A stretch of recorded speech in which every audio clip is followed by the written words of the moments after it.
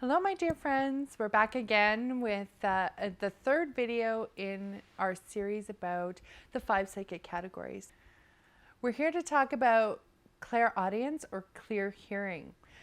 So this is the third video in this series, and if you haven't checked out the other ones, be sure to go check out the introduction video, also the clairvoyance video, and of course this video here. There's more to come, so be sure to check up on that. Just as a recap, the 5 psychic categories, the 5 types are clairvoyance, clairsentience, clairaudience, claircognizance, and clairgustance. So if you want to learn about each one, be sure to check out their videos and also look at that introduction, which sort of summarizes it. So clear hearing or clairsentience is a gift where you have you hear from spirit, or you're able to hear certain things. For me, and I can only go from my perspective, so for me, I use this with other things at the same time. So with clairvoyance, I'll see a picture in my mind and I might hear something about it. As a medium, it's a little bit different because I will also hear spirits in that way. But you can harness this gift without speaking to spirits or anything like that. So it's not probably exactly what you think. Some people might think, oh, am I going to hear things out loud? And I've heard that happen. It's happened to me a couple of times, but it's usually very, very rare to actually hear physically, like someone was sitting next to you talking out loud.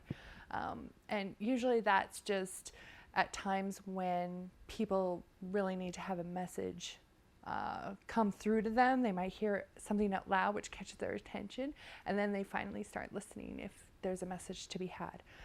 But for the most part, you're going to be hearing things in the mind's eye. So it's not your voice, but it kind of sounds like your voice. If you were thinking about something, it would be similar. But it's not your voice. Sometimes it's kind of hard to tell. I would say for many years I just thought, oh, it's just, you're daydreaming, you're thinking to yourself, you're walking through something. It's the same thing, but actually it's a little bit different. So there's a few indications of how it's different. Usually it will come out when you start trying to harness this gift. It will come out and you'll be able to understand the differences. So first of all, indicators are things like language. The voice uses different language than you do, or there's some things that maybe you didn't know that all of a sudden now you're hearing, now you know them. So those are a few things that indicate the clairaudience. So like I said before, you use this usually with pictures. It really helps. For me, I might see a picture of something and then hear something about it. Or I might even see a word, a visual word sometimes, if I can't hear what they're saying. So the important thing is when you start trying to harness this gift is you can ask for more clarity, ask to have a picture, ask to hear something about it. But there are a couple of techniques that you can use to cultivate this particular gift. The first one that I think is very, very effective is automatic writing. So how this works is you have a pen and a paper and you just start writing. You start writing words without thinking. So you're not thinking about anything in particular. You're not using your own words. You're just listening for a word to come to you and you're just writing it automatically. And whether or not it makes sense at first doesn't matter. You're just trying to condition your brain to start understanding how to listen outside of your own thoughts. So you just get the paper and write as fast as you can and try not to think at all.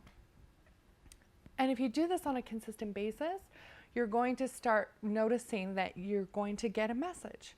And that's what channeling is. It's part of that channeling and automatic writing. And when you open up those doors, it's going to help you start being able to hear spirit. The other thing you can practice is called psychometry. So if you have something, I only have a pen here, but if you had something important to somebody, you could pick it up and you could hold it in your hand, and then you would ask to start hearing information about it.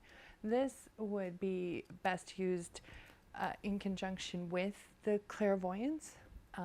But you know, if you're trying to develop your psychic skill, it doesn't really matter which category it goes into.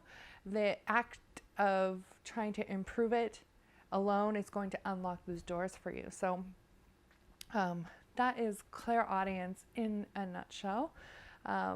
So be sure to check out our other videos in this series, and be sure to write if you have any questions about this gift.